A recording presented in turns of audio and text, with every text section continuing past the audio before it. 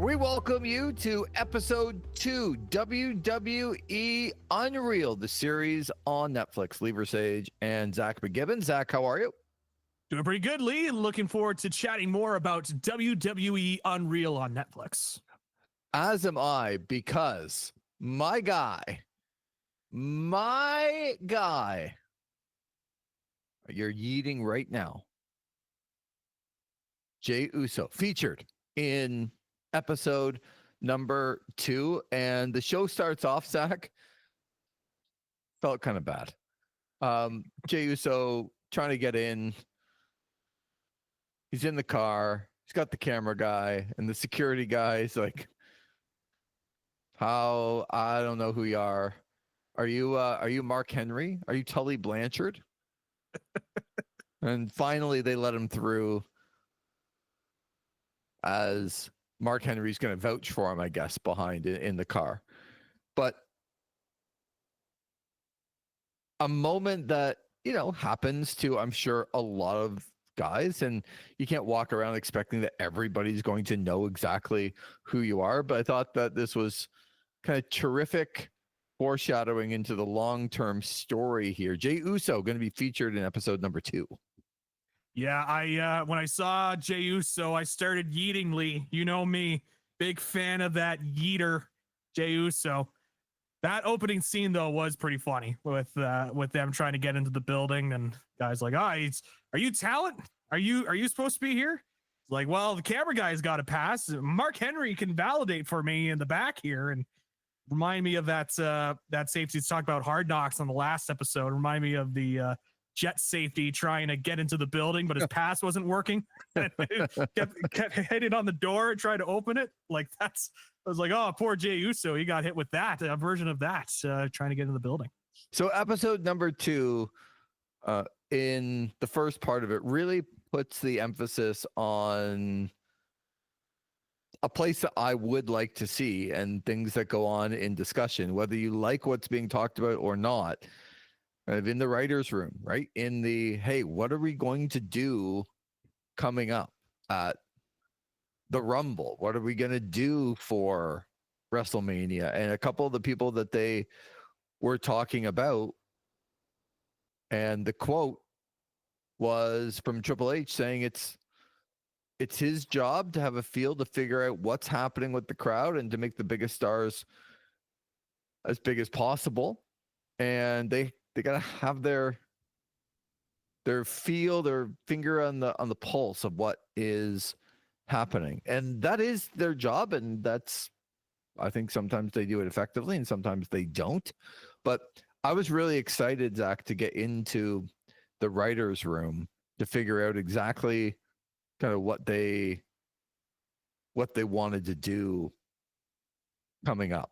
And they're going over some of the shows, and the one thing that they got to before Jey Uso was the Cody Kevin Owens stuff, where the idea is to a couple of things which they hadn't done previously, right? Which is, hey, let's have Kevin attack Cody out by the buses and hope that fans pick it up and put it out on social media, and that's how we're going to get this story across. Kevin Owens kind of letting his frustration get the best of him. And then, secondly, doing the package pile driver after the show goes off the air, again, hoping people translate that into social media. Kind of a new way of going about it. And they do take us through a little bit of the discussion in that writer's room about doing things a little bit differently.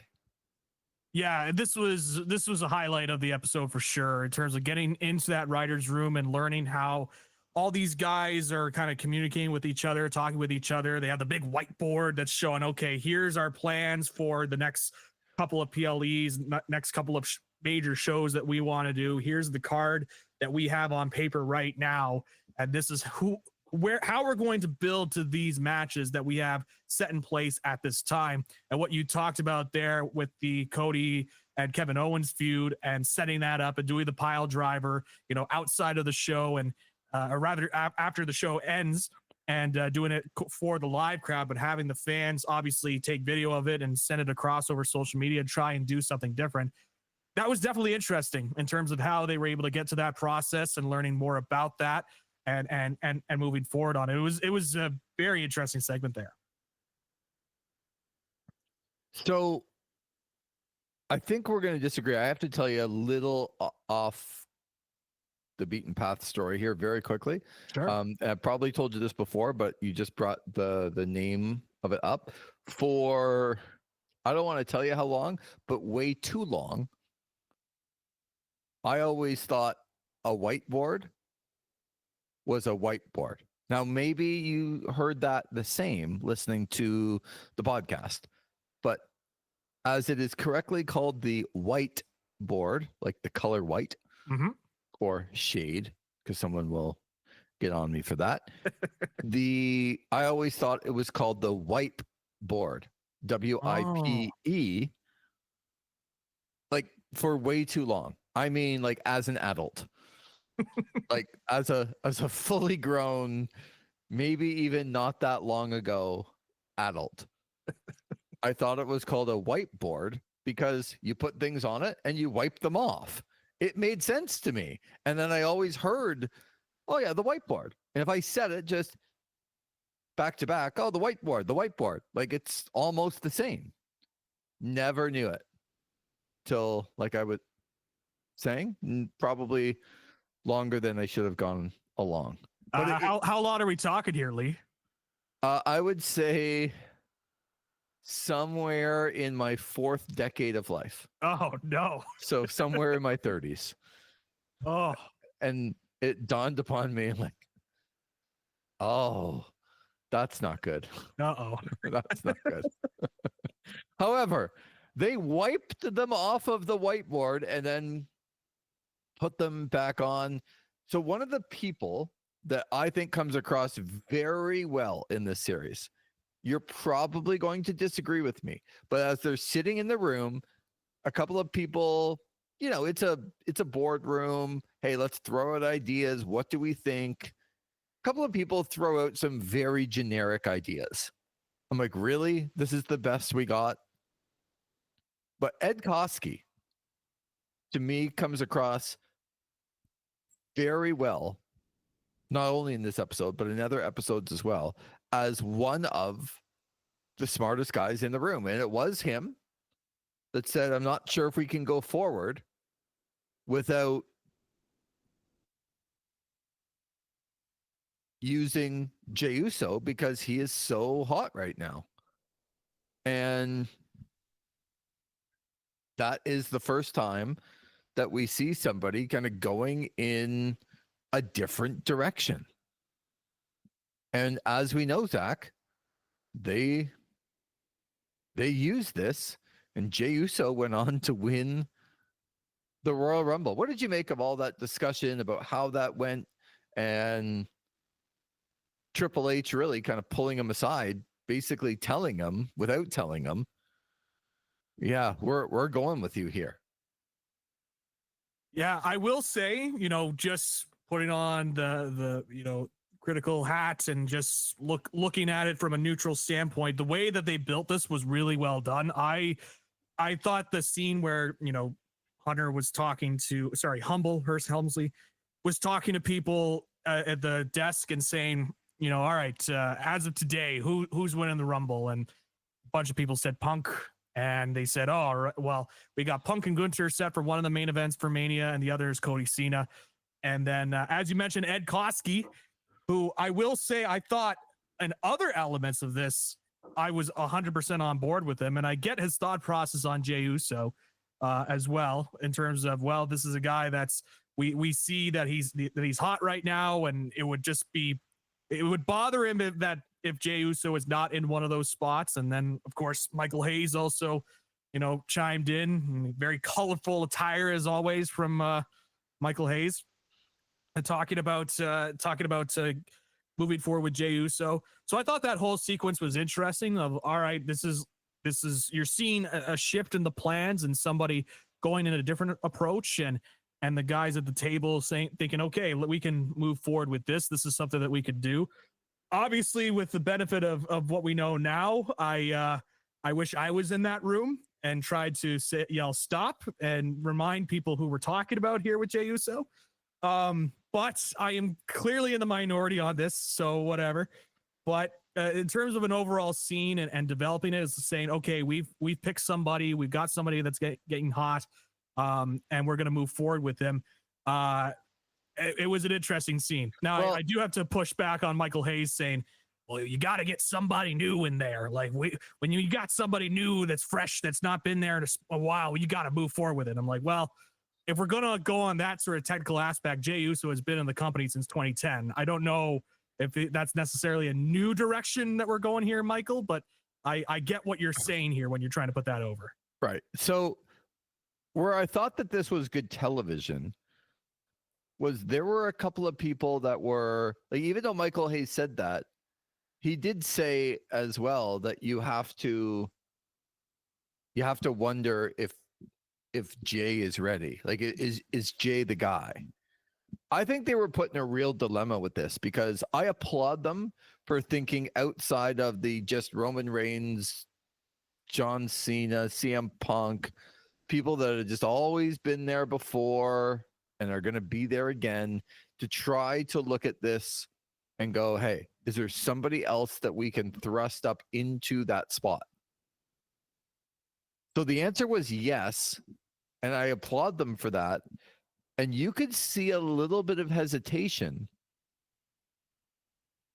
because I think they knew that we're not sure if Jay is ready for this, or ever will be, I guess, if he's been in the company for that long.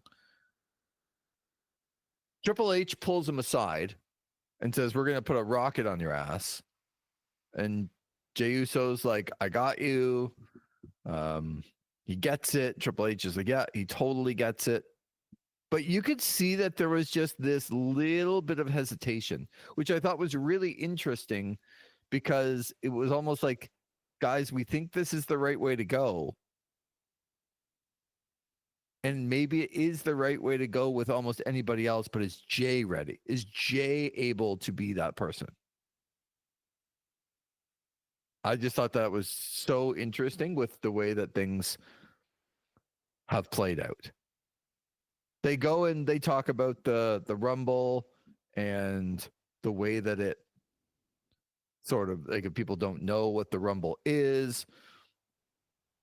And then it got to another, I thought, really good part of this show, because again, it struck me in 5 seconds, Zach. 5 seconds of watching John Cena on camera handle autographs in a private room with people, how great John Cena is with people. And I thought that this was amazing footage, because this showed me this is how John Cena has to be and is all the time. And we know what came after this. It was a heel turn. And yes, we haven't got to that part of the show yet, but man, oh man, watching him in the autograph room, just looking at it in hindsight going, yeah, I don't know if I would have turned this guy heel. But yeah, because he's just so great. He's just so great with people, and he's always been great with people. And this was a reminder to me of how great John Cena is with people. Yeah, it's a reminder of why he was a top guy for so many years, where outside of the company, he does stuff like this with Make-A-Wish and other obligations that he's been able to make outside representing the company. And you just kind of see it there in that scene. And it is just kind of a funny scene. A lot of the show, there are some elements where it's kind of funny to look at it with hindsight being 2020 with some elements. And this was one of them where it's like, man, this guy's like, seems like a really likable guy, really doing a lot as a charitable person and giving his time and all that. It's just funny to think that later on at the next PLE after this, that he would be involved in a very shocking heel turn. So up next on the show, they kind of go behind the scenes, at least, what it was like creating the spot with Akira Tozawa and IShowSpeed. and him being inserted into the Rumble, and then of course getting speared out of his boots by Braun Breaker.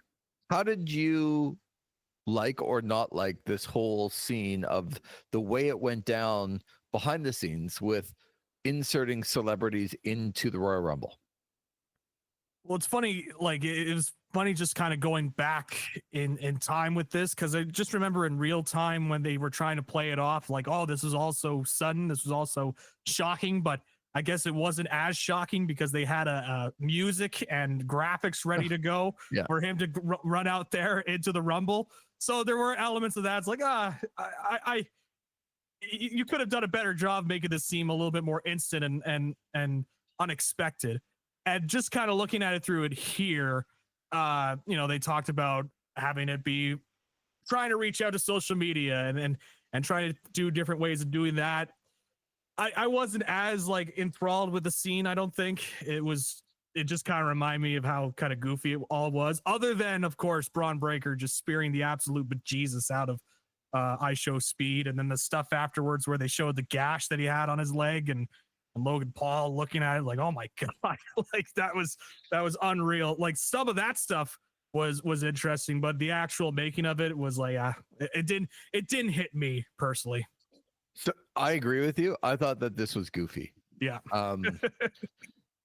It kind of showed to me that they were not as prepared and then totally prepared. It wasn't this nice balance in between. It was, well, you're going to do this and you're going to do this. And then, okay, yeah. No, but don't worry, you're going to do this. And then all of a sudden the music's hitting and the graphics are there. It's like, I don't know.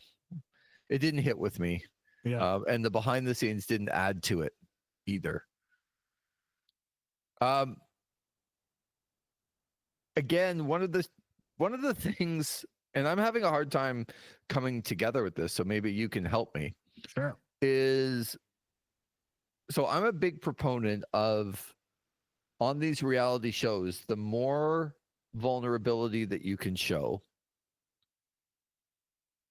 the better. We talked about in episode 1 of Rhea Ripley. I thought she was magnificent. She was just herself. She was showing her nerves and what it's really like for her sometimes on game days or match days or big event days, and the fear and the nerves.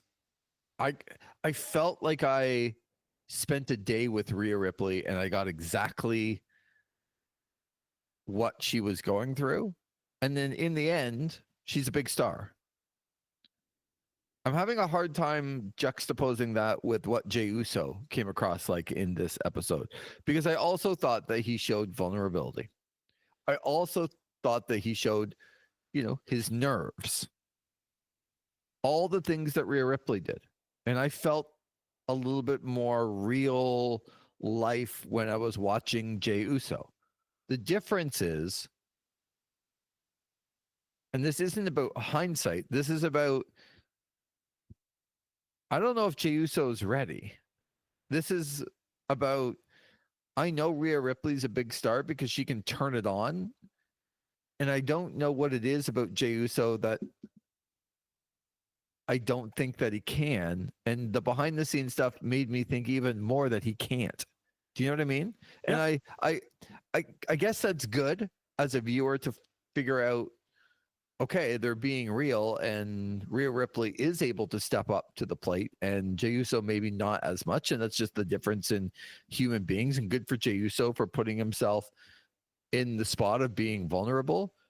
I just don't think this all helped Jey Uso in watching the show. Where I think it helped Rhea Ripley. That's all.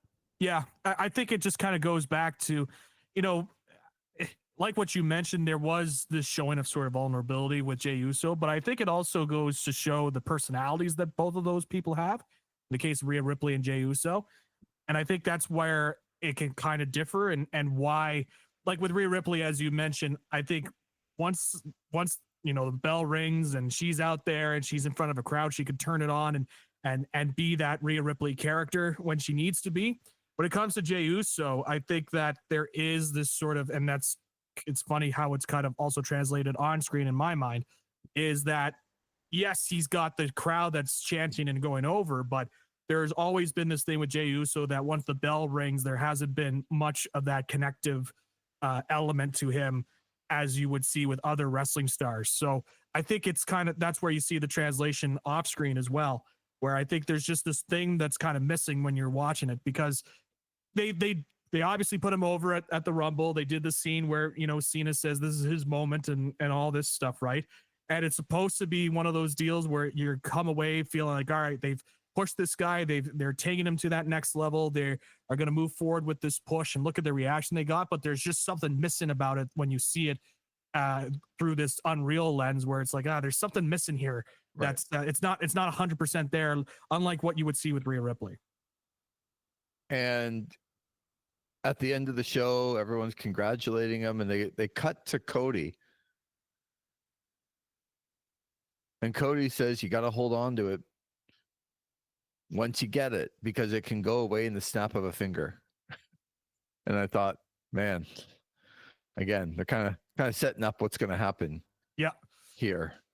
And, you know, other than the press conference of John Cena saying that he's going to put himself in the Elimination Chamber, and Cody says who he wants to face at WrestleMania, and that's John Cena. And then it ends. I thought this is a bit storyline pushed, and not like, now you're just pushing the storyline of what's happening. You're not giving me the behind the scenes things of what's happening. But I came away from episode 2 with, I got a bit more of what Jey Uso is really like. And whether that's good or bad, whether I felt amazing for him or not, I did get it. So I appreciated that. So for me, episode 2 was about Jey Uso and Ed Koskey, who I thought was the smartest one in that writer's room. What was your big takeaway from episode 2? My big takeaway was that I didn't love this as much as episode 1. There were interesting elements. Once we got into the writer's room, it was interesting to kind of hear the debates going on, and hearing all the writers kind of talk with each other, and try and understand, you know, how they want to look forward to the next couple of shows. And as mentioned before, with the big whiteboard in the background there, and how you get a look of like, hey, things can change if an idea gets struck within that room and they like it enough that they can move forward with something else. So I think that element was interesting. I also got to mention too, when they were showing the Rumble match itself and the people going in and coming out, the way that they edited it was really cool, I thought, where it looked like they were in the corner, then all of a sudden went to the next one, but it was so seamless. Oh, yes. The editing in that was fantastic. I was like, wow, the way that they have put this all together was really well done. Yeah. So I have to give them credit there as well. Yeah, a little futuristic, right? Like, yeah, all of a sudden they're in the next set of moves, and you're like, how did they get there? Yeah. But yeah, just a really, really well done from a production editing point of view. I agree with you. I thought episode 2 was interesting. It wasn't as good as episode number 1, but still, again, we had a couple of takeaways, and we look forward to episode 3. So that's a recap of WWE Unreal episode 2 on Netflix. For Zach McGibbon, I'm Lee Versage. Thanks for listening to This Is Wrestling.